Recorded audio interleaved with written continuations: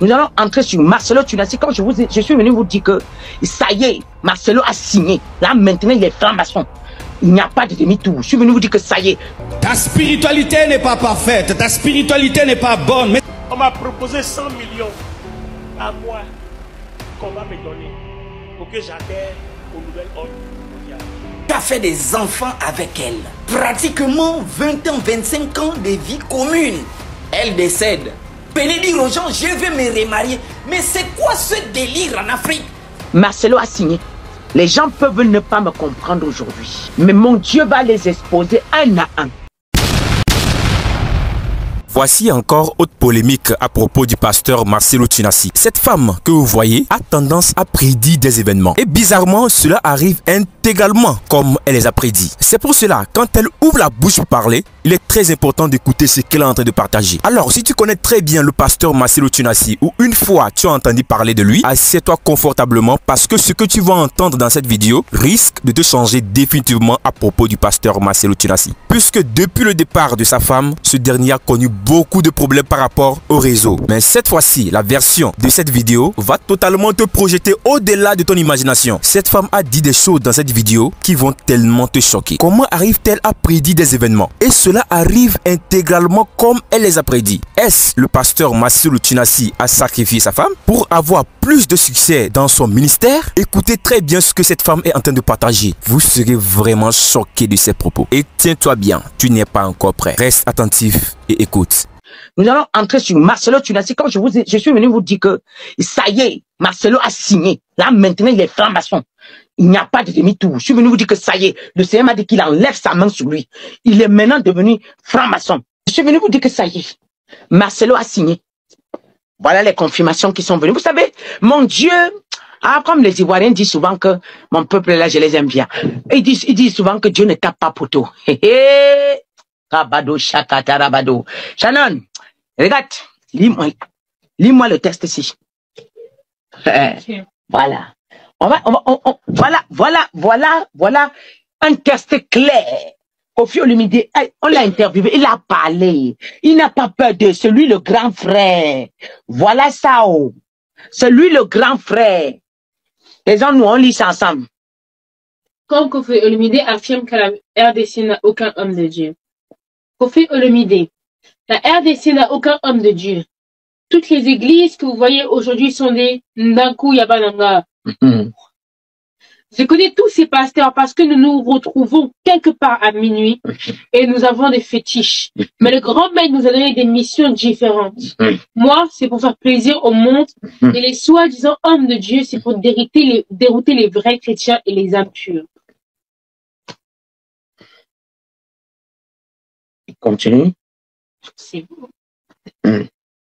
Non, il y a une partie où il a dit que si Marcelo, et il a cité les noms. Lisez bien. Il dit que s'il part au ciel, c'est que lui aussi. C'est ce qu'on va voir. Il y a une partie où il dit si Marcelo, Mike Kalambay, s'ils vont au ciel, c'est que lui aussi, il doit aller au ciel. Okay. Oui, la partie. Attends. Okay. Voilà. Je confirme et réaffirme que si Mike Kalambay, Marcelo Tunassi, Joël Francis et Moïse Millet entrent au ciel, c'est que moi, Koffi Olomide, je vais entrer aussi. Ce sont mes petits, je les connais bien. Ils couchent avec toutes les femmes de l'église. Merci. Un homme qui se respecte ne peut pas envoyer sa femme dans ces églises. Ces jeunes pasteurs-là, que vous appelez Daddy, savent comment Alain Moloto est décédé. Voilà. Ils savent bien. Je veux que ce message soit partagé à travers le monde. Et c'est quand il commence à sortir.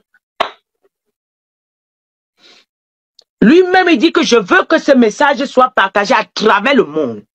Ça, écoute, il dit que le maître les a envoyés pour amuser le monde, c'est ça? Oui. C'est là-bas. Non. Le maître nous a donné des missions différentes. Moi, c'est pour faire plaisir au monde. Et les soi-disant hommes de Dieu, c'est pour dérouter les vrais chrétiens et les impurs. Merci. Vous voyez, non? C'est moi qui parle là. C'est l'homme, c'est les gens avec qui se rencontrent à minuit. Il confirme que Marcelo Tunassi aujourd'hui est faux. C'est une femme qui a tendance à prédire des événements. Parce que ce n'est pas la première fois que nous la voyons sur les réseaux. Et bizarrement, pourquoi est-ce que les gens se pose beaucoup de questions à son sujet. C'est une femme qui arrive à prédire des événements avant même qu'elle n'arrive. Est-ce que vous imaginez? Avant même que ces événements arrivent, elle a tendance à les prédire. Et cela arrive intégralement comme elle les a prédit. Ça donne du frisson, chers abonnés. Où est-ce qu'elle a trouvé cette puissance? Est-il sain à ce point pour avoir la possibilité de prédire des événements, toujours sur des célébrités? C'est là le problème se pose. Les gens se posent la question, pourquoi est-ce que toujours ces prédications, c'est toujours sur des célébrités, des personnalités connues?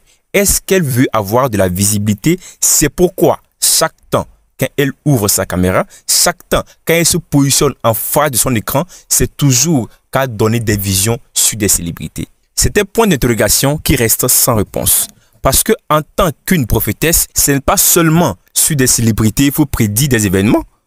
Toujours elle autre à son niveau, si elle allume son téléphone portable, c'est pour parler soit sur les présidents. Les présidents, on sait bien que les présidents sont bien connus. Mais pourquoi est-ce que ce sont ces gens qu'elle a toujours l'habitude de prédire des événements sur eux? Est-ce que vous imaginez? N'est-ce pas, elle est en train de chercher la visibilité. Bien sûr, elle a le pouvoir de voir certains événements.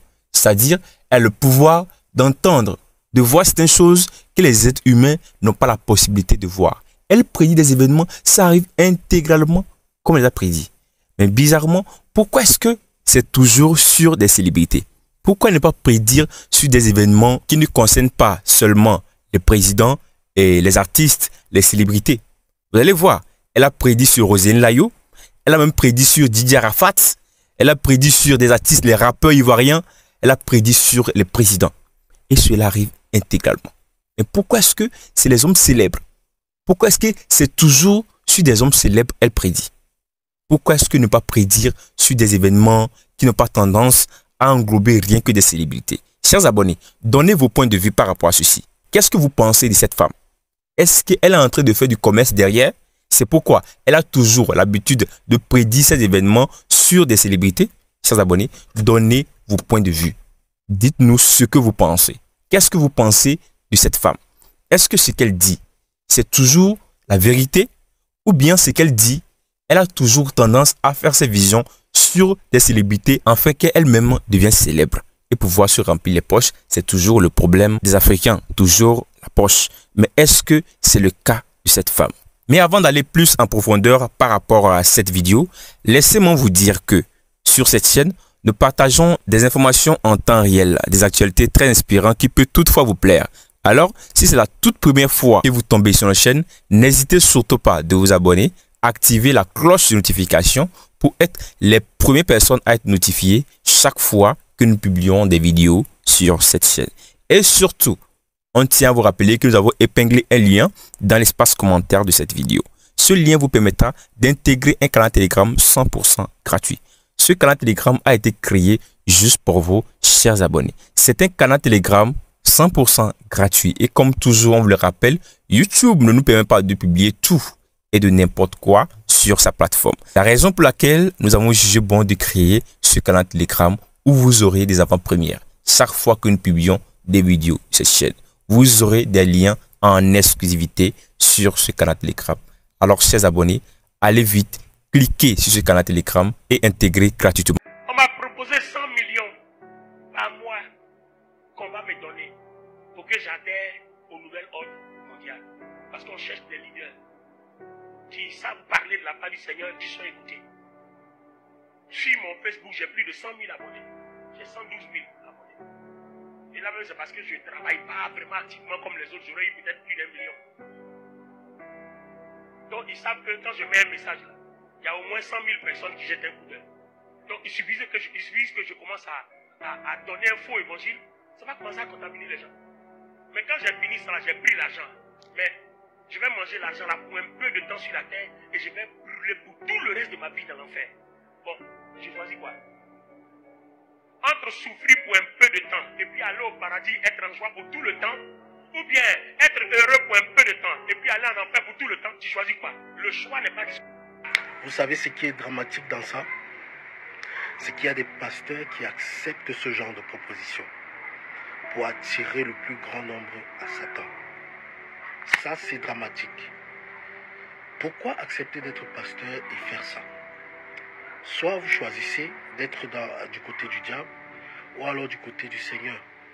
Parce que ça, c'est plus pire que de n'avoir pas connu Christ. Moi, je vous le dis, faites attention. Ayez le discernement. Une femme que tu as épousée à 15 ans, tu as fait des enfants avec elle. Pratiquement 20 ans, 25 ans de vie commune. Vous avez partagé des choses, vous êtes sucé les seins. Vous avez partagé, vous avez construit votre vie ensemble. Elle décède à peine de 2 mois. Vous venez dire aux gens, je veux me remarier. Mais c'est quoi ce délire en Afrique? C'est quoi ce délire? Mais qu'est-ce qui se passe dans les pays africains? En biologie, il y a une théorie qu'on appelle la théorie de l'espoir perdu. Vous allez remarquer que quand deux petits tourtereaux se sont rencontrés très jeunes, ils ont grandi, ils ont presque tout fait ensemble. Lorsque l'un meurt, l'autre ne dure pas, il meurt aussi. C'est ce qu'on appelle la théorie de l'espoir perdu parce qu'ils sentent qu'ils se sentent seuls dans le monde, sa personne est partie, il n'a plus rien à faire. Il y a des gens ici, des païens qui ne prient pas Dieu. Elle a perdu un mari, elle ne sait plus jamais remarier parce qu'elle a aimé la personne, elle ne permet plus qu'un autre monte sur elle. Elle a aussi tendance à parler des pasteurs, surtout à dénoncer les faux pasteurs de la Côte d'Ivoire, du Cameroun, du Bénin, du Burkina et autres. Elle a tendance à tous les dénoncer et en les attribuant le nom de faux pasteurs. Bien, les pasteurs comme Marcelo Tchinassi, les pasteurs comme Zawi, bien, chers abonnés, cette femme a prédit beaucoup de choses et a dit beaucoup de choses à propos de ces pasteurs. Mais aujourd'hui, c'est là toujours à nous dire que tous ces pasteurs sont des faux.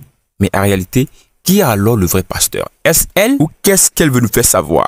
Chers abonnés, dites-nous aussi ce que vous pensez. Nous savons bien qu'en Afrique, il y a plein de faux pasteurs. Parce que quoi?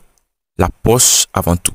Chez eux, la vie des fidèles ne les importe pas. L'importance, c'est de se remplir les poches. Nous savons bien que ces pasteurs de l'Afrique, c'est ça le problème. C'est ce qui les préoccupe. C'est leur préoccupation majeure. Se remplir les poches avant tout. Leurs poches avant leurs fidèles. Et les églises sont transformées en des centres commerciaux pour se remplir les poches. Chers abonnés, nous savons bien sur ce côté qu'elle peut avoir la raison. Mais si elle accuse tous les pasteurs d'être des faux pasteurs, qui est alors le vrai pasteur en Afrique? Chers abonnés, par rapport à ça aussi, donnez vos avis dans l'espace commentaire. C'est ainsi que la vidéo d'aujourd'hui aussi a pris fin. Qu'est-ce que vous pensez